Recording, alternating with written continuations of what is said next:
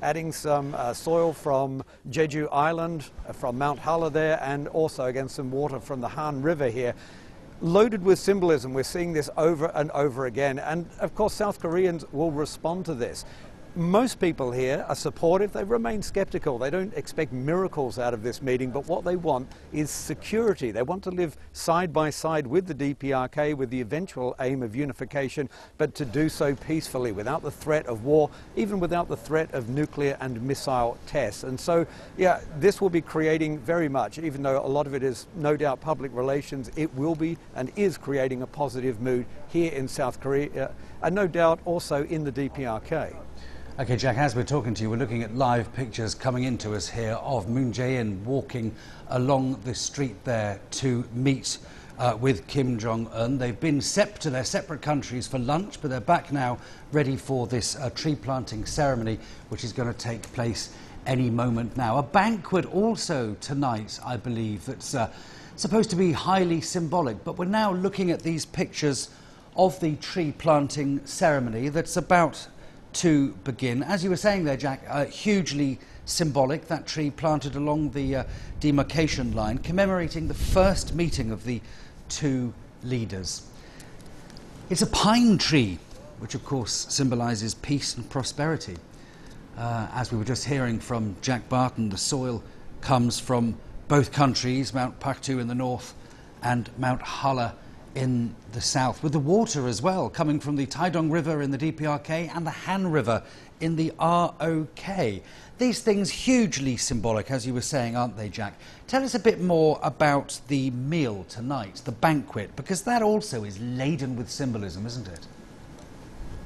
It is, and we don't know yet whether the actual, the announcement that we're all expecting on denuclearization, on a potential peace agreement or the road forward to that peace agreement will be before that banquet or after the banquet. We've heard from one official who'll be at the banquet who says it's probably going to be afterwards, that there will be more talks in that informal setting when the leaders will be joined by the first ladies of the DPRK and South Korea. And yes, the menu you mentioned, we've got naengmyeon noodles from the DPRK, Pyongyang naengmyeon. It's a big favorite here. It's a big favorite of mine as well. And the noodle machine coming all the way down from Pyongyang. Kim Jong-un was joking about it at the summit table today. Also on the menu is fish from the area where Kim Dae-jung, Jack, I'm just going to interrupt you briefly, if we will, because we're just watching Kim Jong-un arrive at this tree planting ceremony. He's arriving in his car with his entourage, who are running fairly swiftly to keep up with the speed of his car. Let's just follow these pictures for a few moments as Kim Jong-un, back from his lunch, arrives at the tree planting ceremony in Panmunjom. Hugely symbolic event. He's expected to meet with Moon Jae-in, the president from the south, any moment now, when the two together will plant a pine tree, symbolising peace and prosperity.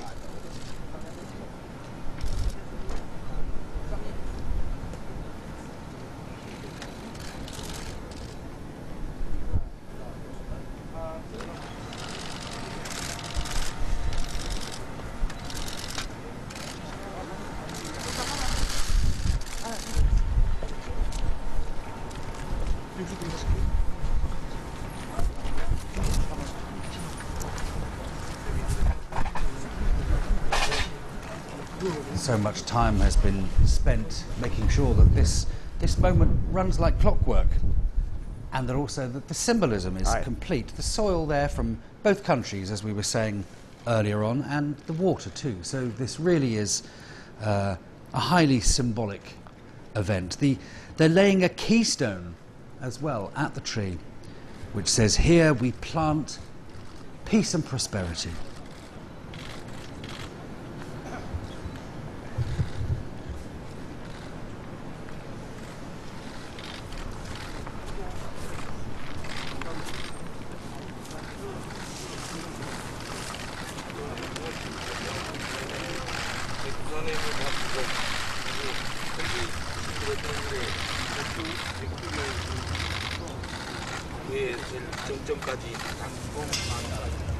Kim Jong-un's sister there, who has played a crucial role, we believe, in arranging for today to finally happen. She, of course, went to the Olympics at Pyongyang in South Korea just a few months ago and pressed a letter into the hand of Moon Jae-in asking for this meeting, which, of course, has now been granted and has led us to this moment now, the tree planting ceremony. It's a bit of a tradition, these tree planting ceremonies. Back in 2007, the previous leaders, Roh Moo-hyun and Kim Jong-il, planted a tree for peace in Pyongyang after their summit. A summit that then, of course, didn't lead to peace. We have to remember that the DPRK and South Korea are technically still at war. This is not an armistice. This isn't a peace. It's been a truce since the end of the Korean War back in the 50s. But the hope is that today is the beginning of a new chapter for the Korean Peninsula.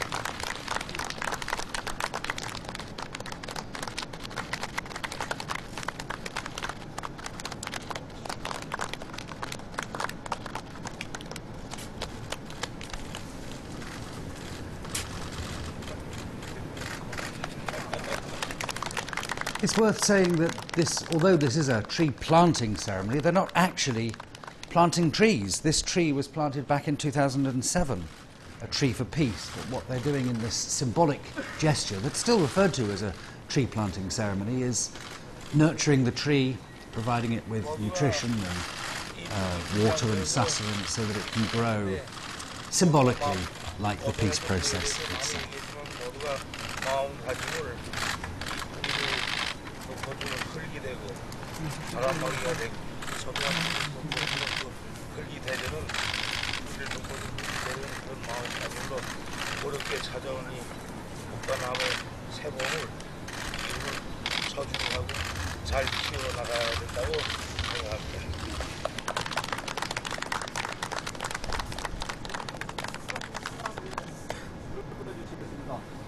김정은 위원장님께서는 서울 한강물을, 문재인 대통령께서는 평양 대동강물을 뿌려주시겠습니다. Pouring the Han River water, and Moon Jae-in is pouring the Taedong River water.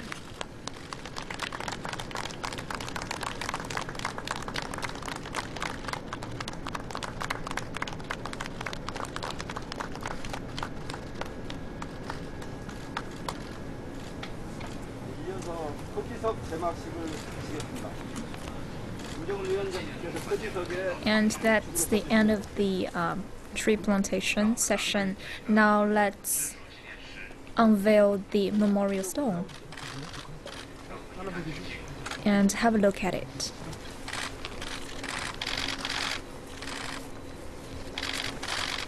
하나 둘 셋 하면 세게 당겨주시겠습니다. 하나 둘 셋. 1, 2, 3.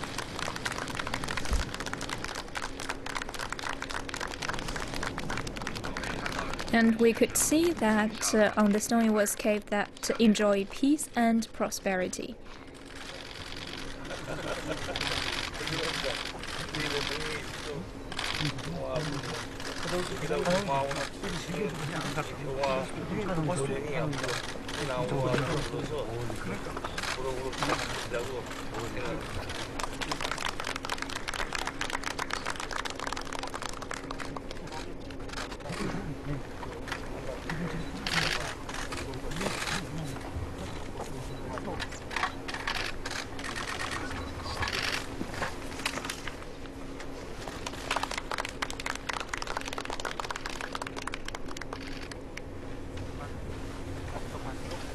이어서 기념 촬영이 있겠습니다. Next, let's take a group photo. 먼저 두 분 정상께서 나무 앞에 한번 찍으시겠습니다. Firstly, the two leaders put their hands on the stone.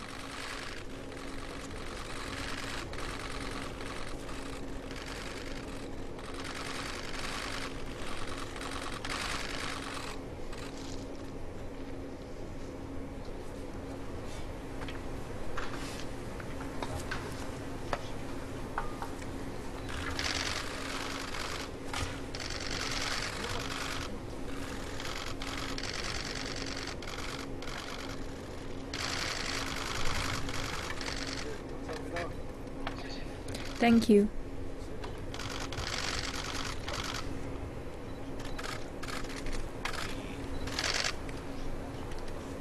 소나무가 사치를 부른다고 우리 사람들은 또 소나무가 강해야 겨울철에도 이 푸른을 일으킨다고 강해야 나무라고 말하고 강해한 나무 소나무의 그 만큼이나 그것을 갖다 강해야 그 앞에 만들어주는 그 도전들을 즐기고 제 나가야 되는 어디기다 싶은 소나무 우리가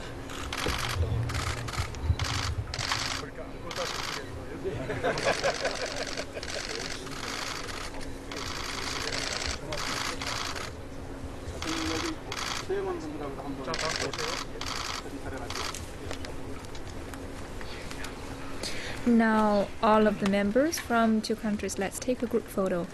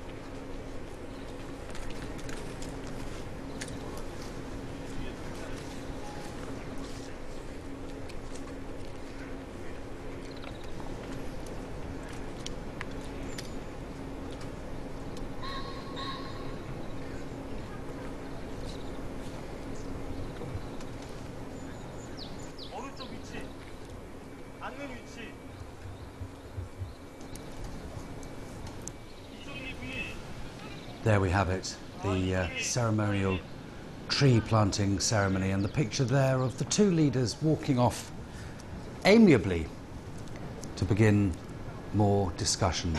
It's particularly unusual to see Kim Jong-un in this setting smiling. We're used to seeing him smiling with glee and satisfaction and rubbing his hands at the latest test of an intercontinental ballistic missile. We're used to him as an image of a man at war. Here we see a man brokering peace, stepping over symbolically into what in effect is still legally enemy territory. He's in the south, albeit on the border, walking with a man that technically his country is still at war with. It's difficult to overestimate the symbolism and the importance of this meeting and these pictures that will stay with us for years to come. History in the making. The two leaders seeming to get on well. Certainly got plenty to talk about. Of course, language isn't a barrier between the two of them. The culture between the DPRK and the South is similar in some ways, but very different in others. But the language certainly is something that they will have no problems with as they return from the ceremony to resume their talks. They are, of course, going to talk a little bit more this afternoon. They're then going into a banquet. Kim Jong-un's wife will be making that short but again hugely symbolic crossing from the north to the south to attend this banquet. They will break bread. Whether they actually break bread or not is another matter. It's cold noodles we're hearing, but metaphorically they're certainly breaking bread together. A first sign of peace for many world leaders. There's also certain entertainments planned for tonight. The tree there, of course, a sign that this has happened before. This happened back in 2007 when that tree was planted at the original tree planting ceremony. That tree was planted by the forefathers of these two, the Kim Jong-il, the father of Kim Jong-un, and the previous president of South Korea 2 presidents ago. They're now crossing the bridge back into the Peace House. Worth saying how significant Panmunjom is itself. It's a small village on the border, but it has been very influential in these talks. It's where they've been meeting for weeks in advance, delegations from both sides, initially meeting to discuss the possibility of these talks today and discussing the practicalities of how to do it, talking earlier than that about the Olympics, how the DPRK would be able to send delegations to Pyongyang, how they've managed to organise that, and discussions then today on much wider issues about how to bring peace to the peninsula, how to end the war that has been on hold, as it were, since 1953. Well, joining me here in the studio watching these pictures with me is Wong Chong, a senior fellow at the Chaha Institute think tank. Thank you very much for joining me here. You've been watching these pictures with me. What do you make of these pictures? Yeah, it is very touching, and it is really very symbolic. You know, it means peace and prosperity, and also means harvest in the future. It reminds me of a very old story which took place in the year of 1976. During that time, a UN soldier cut a tree, and then he was killed by the Northern soldiers. Then a war almost broke out for that tree. You know, at that time they cut a tree, a war almost broke out. And today they plant a tree. So that means peace. That is a big, sharp contrast, you know, to cut tree and plant a tree after 40 years development. Yeah. And in these events, of course, we always look to the symbolism here. We always look to tree planting as a symbolism. We look to the images of them crossing over the concrete line from one country to another. But of course, what really matters here, beyond the symbolism, is what's actually discussed, and more importantly, what's actually achieved. We don't know in any great detail what they've been talking about this morning, or indeed what they're going on to talk about now. But what kind of deal do you think we can realistically expect to happen from these talks?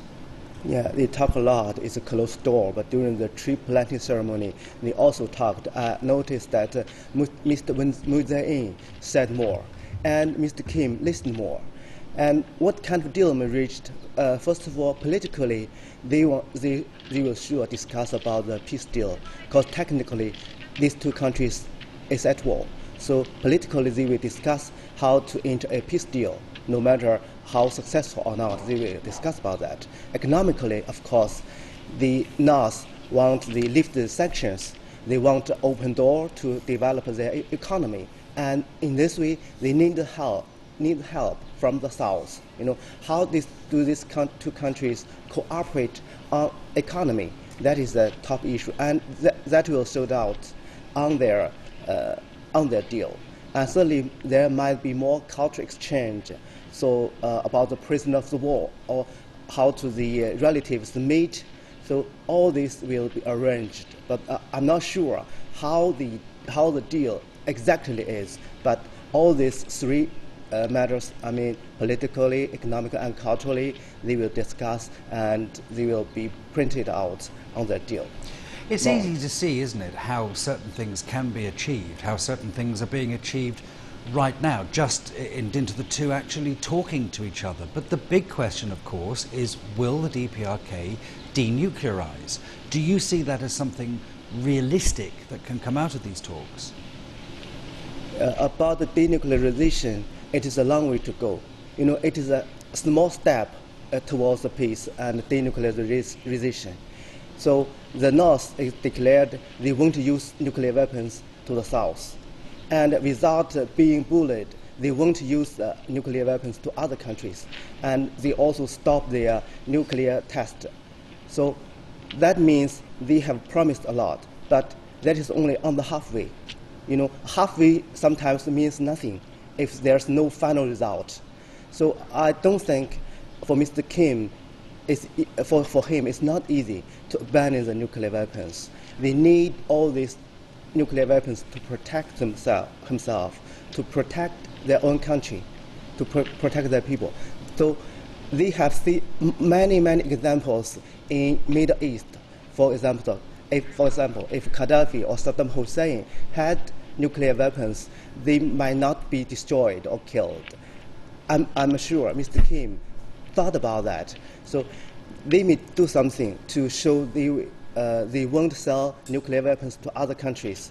They won't use that. They will make the Southern partner and the U.S. believe they won't use that, but it's not possible for them to abandon the weapons quickly. Yes, but and also it's very naive to think that they're going to step over the border, shake hands, water a tree, have dinner, and then suddenly he's going to abandon all of his dreams of nuclearization. Some people, maybe more cynically, say that by developing nuclear weapons, by becoming a nuclearized country, the DPRK has given itself the strength and the self-confidence to engage in these peace talks. So it could well be argued that giving them up is going to be something that is, it's the long game, if you will. It's not something that's going to happen overnight. But we can't overestimate, can we, the importance of simple dialogue between the two. The fact that they can actually sit down and talk, it's a wonderful thing, isn't it?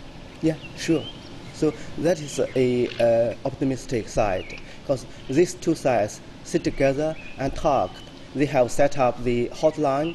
If there are any crisis took out or broke out, they may take up the phone and tell each other what they are thinking about. So at least the crisis might be controlled by this dialogue. And afterwards, these two leaders may meet one another.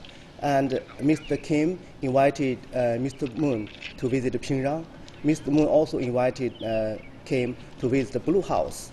So that is possible. They meet regularly, or they exchange ideas. So peace cannot be made within 1 day, within 1 year. It's like trees. You know, a tree grow up in 10 years, maybe in 20 years. Peace is like this too. And they may reach their final goal in 5 years or 10 years. Or there might be there's a consensus that nobody declared he's a nuclear country, but accept this fact. You know, all this will be figured out on the meeting between Trump and Mr. Kim. Well, yes, let's look at Trump now, because, I mean, everybody around the world is watching these pictures now, full of hope, full of amazement, some cynicism, certainly. But no one is looking at these pictures more closely than the White House and the President himself. What do you think the prospects are now for a trilateral leaders meeting, for the three of them to sit down together? I don't think it is three of them to sit together or trilateral meeting. So, if possible, if they want to solve this problem, they need four sides, including China, to stay together. You know, 6 decades ago, these four sides broke a tragic war on this peninsula. So any problem should be solved among these four parties. Maybe sometimes with help of Japan and Russia. So 6-party talks is a very good plan. But now, at least these four sides can sit together.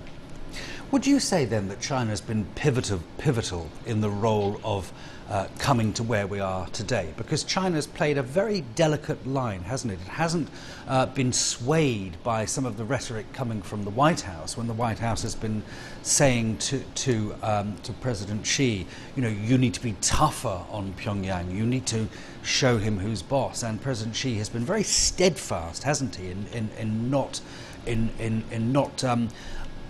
ruffling the bear, if you like, not upsetting his neighbour so much.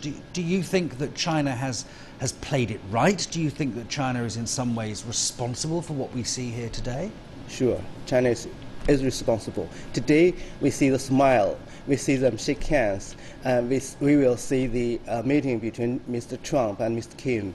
But people say Mr. Kim is clever and Mr. Trump is good enough to doing this. But before all this took place, China did a lot. China followed the UN sanctions, and he did a lot and seriously did that. I don't believe Mr. Kim returned to the negotiation table without the sanctions. So sanction works. Sanction is done mostly or contributed by China. That is one way. The other is the contradiction is between the North and the U.S. China has been done a lot to persuade the two sides and encourage them to have dialogue with each other. Well, yes, I think you raise a very good point there, because we're looking at him now, at Kim Jong-un in particular, as a man of peace, a man that has brought this about, that in his New Year's Day statement he said, let's meet, let's sort this out. He has led the way. But in a way, you could argue, he hasn't had an awful lot of choice, because the sanctions have really been biting the people in the DPRK. The rhetoric between the DPRK and Washington has reached crisis point, and it got to the point where he was very much threatened with his rule of law and with his life, wasn't he? Yes, he's not willing to go back by his own will. He's forced. He's been doing that due to the sanctions. In the past 2 years, the North Korea experienced some very painful economic condition. It cannot go on. And another side is military pressure from the U.S. The American missile, American aircraft carrier came out, and the maximum pressure worked out in this way. So that is his choice. He know what might be the result if he refused to do all this. Okay, for a moment, let's bring in our correspondent Shane Harm, who is on the phone from the Kintex Press Centre. Shane, thank you for joining me. What do you make of today's events so far?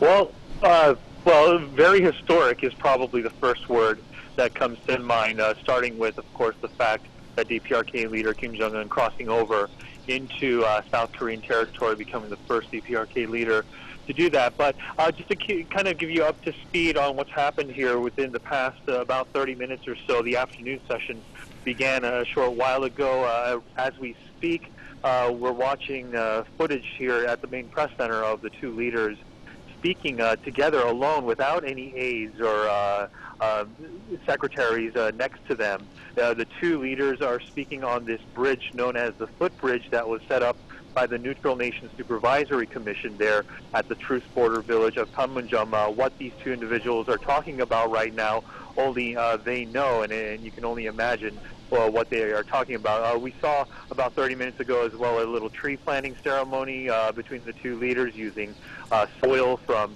mountains on both sides, as well as water from rivers on both sides as well. And from this point forward, what we can expect is some more meetings taking place indoors, and then possibly a joint statement or declaration following, and then we will see a dinner to close out events here before the leader returns. Shane, do we have any idea what will actually be in this joint declaration? Are we getting any signs of how much of the agenda has been accomplished?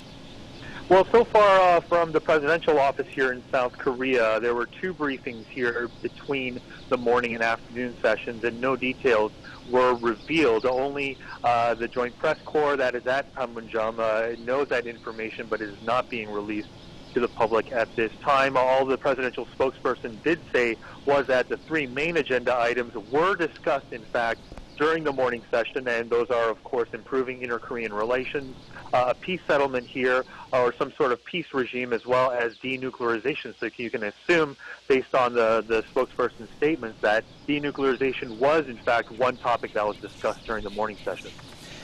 Shane, you're at the press centre there. You've been spending the day watching events unfold, and no doubt talking to other journalists. What is the mood like there? What's the word on the street? What are people saying? What are journalists from around the world saying about these events? I think I have one example to describe just how today's events have unfolded. The moment when DPRK leader Kim Jong-un emerged this morning from Panmunjom on the north side of the military demarcation line, a collective gasp erupted in the press room, and when that historic handshake took place, there was applause in the press room, which is something that over my years of covering these sort of events is very rare to see journalists react in that sort of way. So many of the people here that I've spoken to, my colleagues, will know that this is a very important event. It's historical, and many are just waiting now for this joint statement or declaration to come out and to see if Moon Jae-in, the president here, was able to see Kim Jong-un's commitment and will to, in fact, whether how much he will denuclearize. Jae-in, thank you very much indeed for that. Well, let's just return to Wong Chong, who's in the studio with me. He's a senior fellow at the Chaha Institute think tank. We have been here before, haven't we, being cynical, back in 2007. But this does seem different, doesn't it? You mean compared with that in 2007? Yes, this does seem more symbolic. This does seem as though it is going to lead to something that could lead to lasting peace.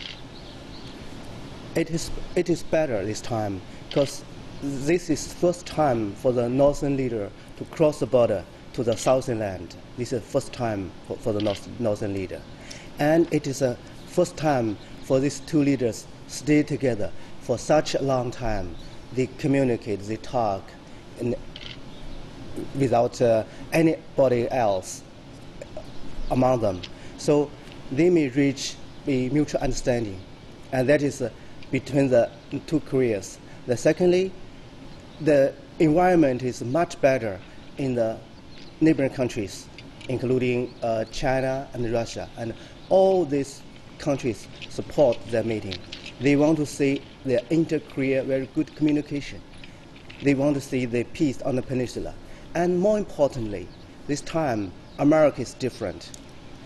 President Trump wants a lasting peace, as he said on his Twitter. And he praised Mr. Kim for his frankness, and he said even he respect him. So within North Korea, after the sanctions and pressure, they want the economic openness. They want to open the door to the outside world. It has been written in their national meeting. From the South, Mr. Moon is just in power.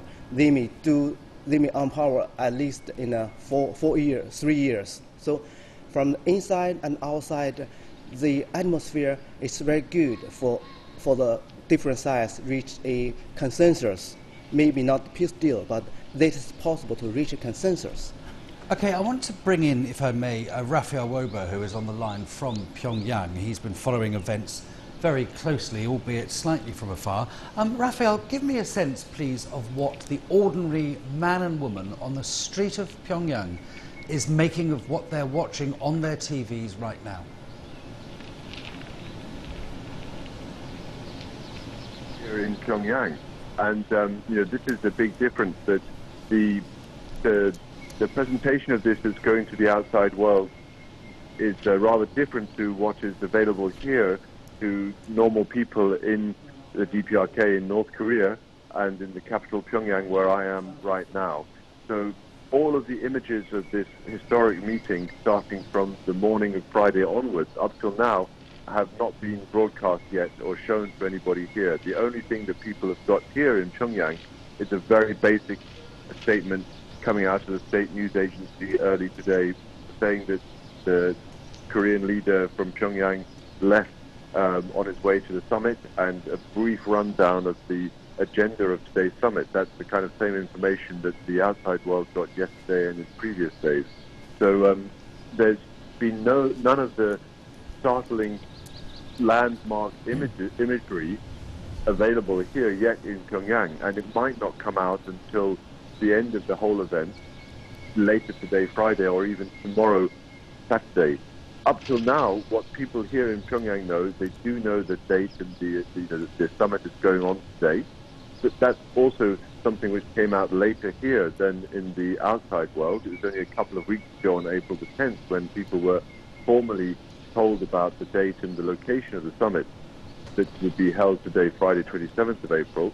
And also they haven't had the same kind of details about what's on the agenda potentially as far as the South Korean authorities and the neighboring countries and the US, all the issues that have made concerns. The main thing which came out in the official report here that people here in Pyongyang have seen is that the North Korean leader was reported to have said that he wants to have an open-hearted discussion about all of the issues arising on the Korean Peninsula. So up till now, it's a very, I would say, narrow view here, plus the message which people have got here in the build-up to this is that all of this inter-Korean reconciliation is thanks to the initiative of Kim Jong-un. That's the message that people are getting here. And of course, it's a bit different in the outside world, and all of the considerations and extra problems are not really included in the official account here. However, it will be very interesting to see if and when later today, or perhaps not until tomorrow, the full account of the North Korean media comes out of what has happened, what is happening today, Friday. Raphael, we, with a little distance, can look at a summit like this, and we can look ahead and possibly make guesses as to what this might bring to the people of the DPRK, maybe in terms of sanctions that are less severe, that are less strong, sanctions that even go away altogether. Are the people on the streets of Pyongyang, are the people in the DPRK aware of what could be achieved by a peace between the two nations? I think that, first of all, here, normally the way that inter-Korean reconciliation is presented is in a more emotive and traditional sense. Explanation of the country divided and a call on a basic sense of yearning for reunification.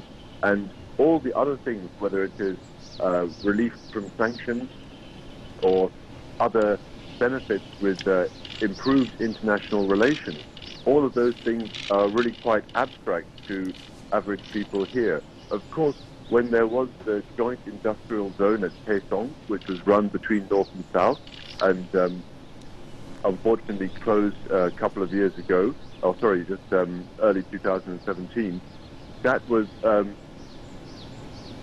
direct benefit to some North Koreans who are working there. And there have been the other projects, joint inter-Korean projects like the tourist zone at Mount Panmunjom that was closed in 2008 after the South Koreans pulled out of it in 2008, suspended its operation in 2008, and then the North Koreans shut it down. But that was also something which directly benefited people here in the north of Korea. But overall, I'd say that there have been all of these more distant factors that here there isn't a connection for the average person who is trying to put food on the table, send children to school, or make a living, get by. I think that the kind of geopolitics and bigger questions are probably not the overriding factor in daily life. And also the way that the activities of the countries, the DPRK's leader presented here are in a way which is quite different to everyday life and not a subject of, certainly not easily a subject of open public discussion in daily life. So all of this is kind of abstract, but I think that if people here do get an idea of real progress, like a new attempt to reconcile the difference in what's happened in past decades, then certainly there would be a sense of excitement about it. And of course, I think, as people have been able to tell me on the streets here today in a very simple way, that officially they're able to say that, yeah, they really do hope that there will be an improvement. But the concrete terms and the concrete results, I think, are kind of abstract from the concerns of daily life here so far. You were saying, though, that they do yearn for reunification, that they look at it on an emotional level as something that they want to achieve. What do they think about the South Koreans? Because we hear lots of stories trickling through about certain messages that they receive about how the South Koreans aren't particularly pleasant, they're this, they're that, they're the other. What do they think about their neighbours?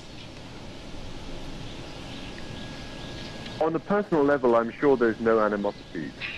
On a historical level, there's plenty of room for animosity, but that goes back to really bitter conflict in the time after liberation from Japan in particular, when there was a big difference in really local groups on a neighborhood level, sometimes involved in bitter conflict in that period between 1945 and the war in 1950 and in 1953, and there was all kinds of real difficulties also before then with different factions or groups who were trying to liberate Korea from Japanese occupation, and that was a brutal and bloody time.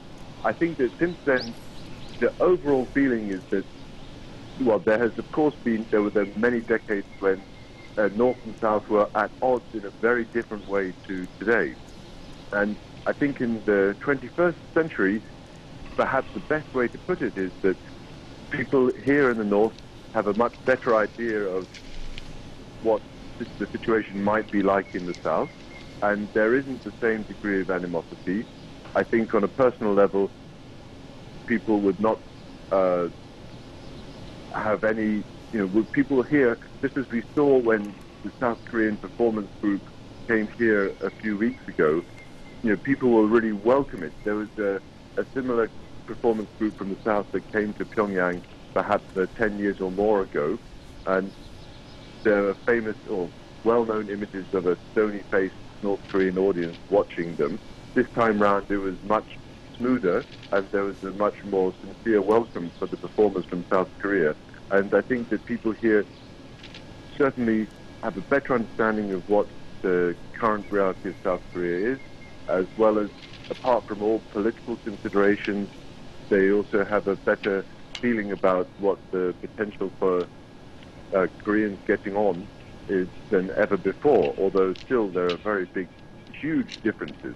And I think that another important point is that to just imagine that this is the kind of place where the formal communication is zero between individuals in North and South without government approval. Of course, there are various informal methods that people do find ways to get in touch, but that is the exception rather than the rule.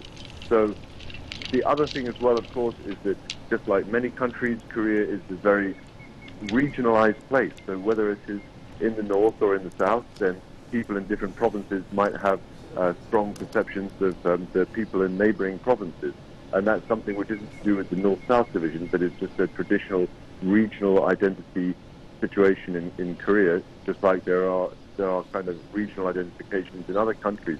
But overall, I'd say that on an individual level, people here would welcome, and this is completely informal and completely without reference to the current summit, but in general, people would certainly welcome a better relationship with cousins, brothers, sisters, relatives, or common Korean citizens in the South.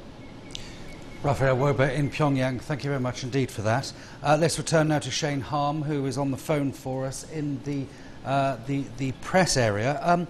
Shane, the security involved with organising something like this must be a nightmare. We've just seen pictures of security guards watching the two leaders intently.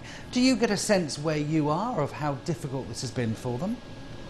Well, not just for security, but just all the logistics that go into organizing an event like this. Of course, being unprecedented, there is no real precedent to go off of. But we know that ever since this summit was announced, that working level officials as well as high-level officials from both sides have been in constant communication. There's been a hotline that used to be severed, that's reset up, and we now know also that there is a hotline that's been set up between the offices of the two leaders of both sides as well. But as far as security is concerned, Panmunjom, where today's summit meeting is taking place, is already a military zone. Ordinary South Koreans are not allowed to enter anywhere close to that area. There's an army base that's located within the demilitarized zone as well. So the furthest point that South Koreans could go to is the unification bridge that's been highlighted on many news shows over the past couple of days. And beyond that point is a transit office that will lead to Kaesong, where the industrial complex, the last sign of any reconciliation that ended in 2016, that's where Kaesong is located, and to the right, the road will fork over to Panmunjom. So as far as security is concerned, at the press office, just with the sheer number of journalists and officials that are here in the press center, there's obviously a large security presence here as well. But where these talks are taking place, you would imagine that logistics and security, they were in fact discussed leading up to today's summit. Okay, Jae-in, thank you very much indeed for that. Let's turn now to Jack Barton, who is in Panmunjom for us. Jack, we are still watching pictures of the two leaders talking on their own very privately and looking very amiable too.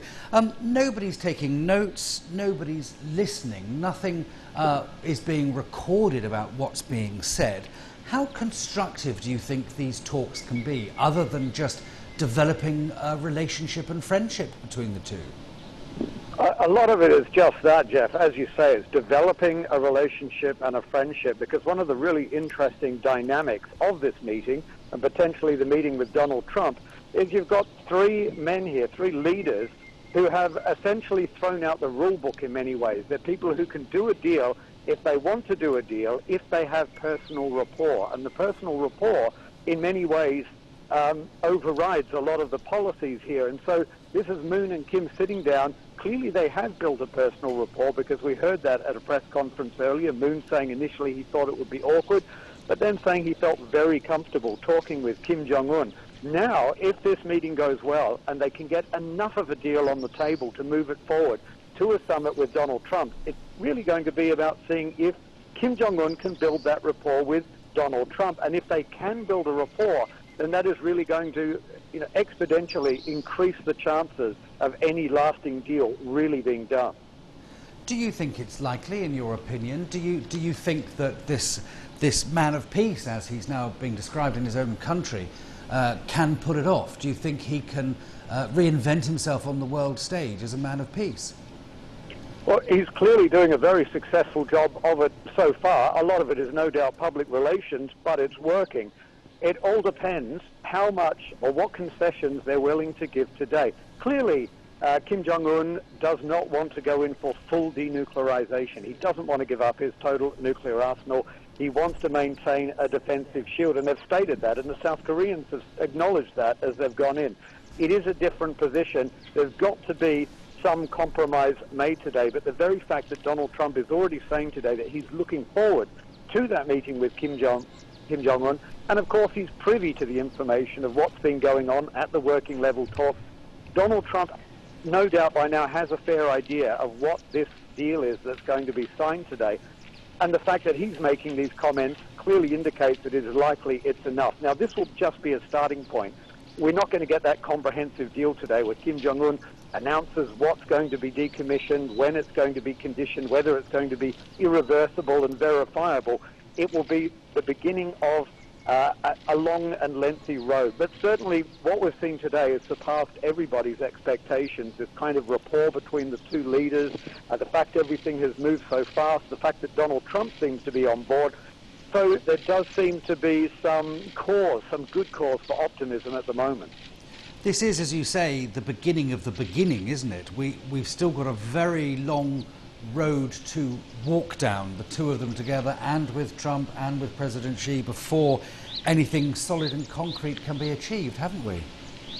We do, and South Korea would accept a long roadmap. Moon is more flexible on that. He's right on the same page with Trump when it comes to what needs to happen in terms of denuclearization. But South Korea would, potentially see this down the road. But Trump has been more specific. He said it has to have a short time frame. The mistakes in the past were having a long process, giving out lots of rewards ahead of what needed to be done, and then this all giving the DPRK the space to continue with its weapons program behind the scenes. So Washington is really pushing for a short time frame. Many are saying before the 2020 midterms for Trump, so he can show a big foreign policy achievement. But there's no doubt that Pyongyang, Kim Jong-un, are going to want a longer process than that. So again, a compromise is no doubt going to be struck. Jack, out of these two men at the top, one of them is fairly new in the job. Do you think that if the former president of South Korea, Park Geun-hye, was still in power, do you think these talks would be happening today? Not in a million years, no. I can unequivocally say no. There is no way these talks would be coming today. And even if the previous administration of Im Young-bak, another conservative administration, were in power, what we saw under Park Geun-hye was, the worsening of relations at every turn. And a lot of her supporters, some of them are out here today. They're about 200 meters away from me, protesting against these talks. They're very hardliners. They're they're against the DPRK. They're against. They believe in regime change. They don't want to talk about negotiations or slow denuclearization. So absolutely not. I mean, you don't even have to go into a lot of detail on that. If Park Geun-hye was still president, without any doubt, these talks would not be happening. How much of this, then, do you think is about the two characters involved, the two people and their personalities? A lot, particularly when it comes to Moon Jae-in, but a lot of it, again, you've got to bring Trump back in here, because for the past few years, Kim Jong-un has been trying to seek talks with Donald Trump and completely bypassing South Korea. And Moon Jae-in the whole time has been striving to build this relationship, creating the space for the relationship, but when it became clear that there was not going to be talks between Pyongyang and Washington without rapprochement with Seoul, it was then that this personality of Moon came into play. But because when Kim Jong-un made that decision to foster better relations with the South, the mood was absolutely right. It's like having the seed, but you need the perfect soil to plant it in. So all the elements have really come together. It really has come down to the characters of these leaders. Many problems, there will be many hurdles, no doubt, and many negotiating difficulties, but certainly the formula is here for success, if success is to be realized. Jack Barton, thank you very much indeed for that. That's Jack Barton talking to us on the phone live from Panmunjom. Let's return to our studio guest, Wong Chong, who's a senior fellow at the Chaha Institute think tank. So we're just watching pictures now of the two leaders returning to talks, the talks at the Peace House. How much do you think realistically they will be able to achieve today? How much will they have been talking about? Because a lot of this that we're seeing is about show. It's about showing the world that they can talk, that they can develop a relationship. What can they actually achieve in what is in effect such a short space of time? There are some key words among their talks. First is peace. They must talk about that we are one nation. We won't get into war. That is the two sides want to avoid. That is one. The second is denuclearization, and reunification. For the South, reunification is very important. They want the united Korean Peninsula. If it is united, and with 17 million people, with highly developed economy of the South, and skilled labor from the North, that will a big country, and with nuclear weapons. So that is what the South think, and I'm sure they will talk all these things about. And then they will discuss the relation with U.S., how to make a peace deal. That is the top issue. So peace deal, denuclearization, reunification are the key words among their talks.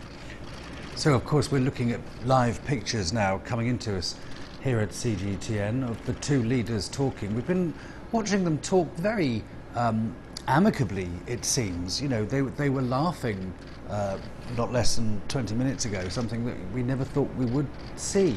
And now they're walking gently with, of course, all their aides in the background and their security guards just making sure that everything's going off without a hitch. But they're heading back, we believe, back into the Peace House to continue those talks and make preparations for this fairly, well, a completely historic joint declaration that should be coming out. We're not quite sure exactly what time, but it should be coming out fairly shortly before they go for their banquet this evening.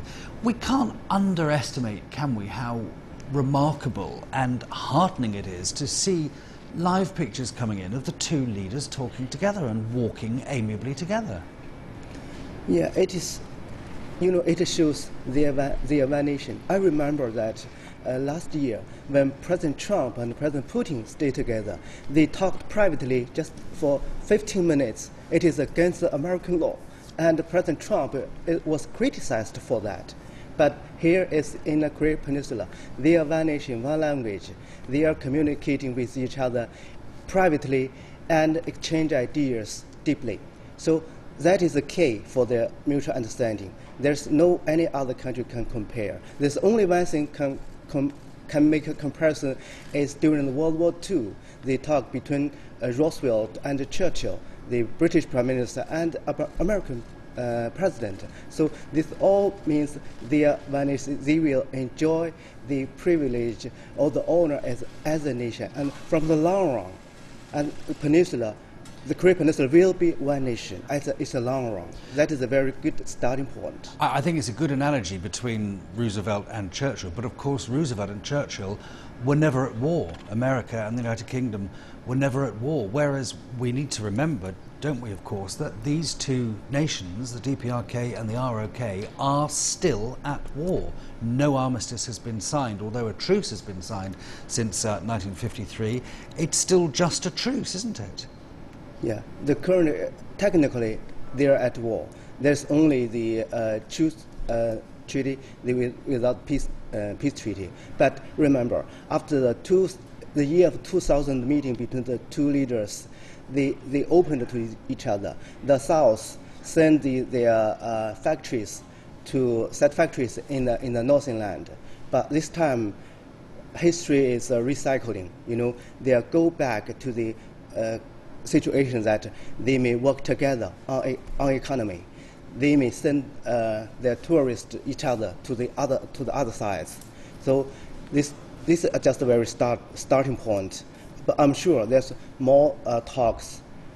They will have to discuss how to avoid war. You know, 7,000 northern weapons are facing the south, facing Seoul. You know, how do they avoid the possibility of war? That is the two leaders think about. Okay, Wong Chong, a senior fellow at the Chaha Institute think tank. Thank you very much indeed for that. Well, the South Korean President Moon Jae-in and the DPRK leader Kim Jong-un are having another session in the afternoon. Let's go live to the scene. We can look at some pictures. Well, we've just been looking at the pictures. The meeting comes after the tree planting ceremony with the two leaders. In the morning, the historic summit between South Korean President Moon and the DPRK leader Kim was held at the border truce village of Panmunjom. The DPRK leader crossed the military demarcation line, a clearly defined marker of the official land border between the territories. He became the first DPRK leader to step on South Korean soil since the armistice was declared in the 1950 to 1953 Korean War. Well, the Chinese Foreign Ministry spokesperson Hua Chunying says Beijing is glad for the historic meeting between Moon and Kim. On the TV, we have been following the Inter-Korean Summit. They have crossed the Panmunjom demarcation line. This is a historical moment.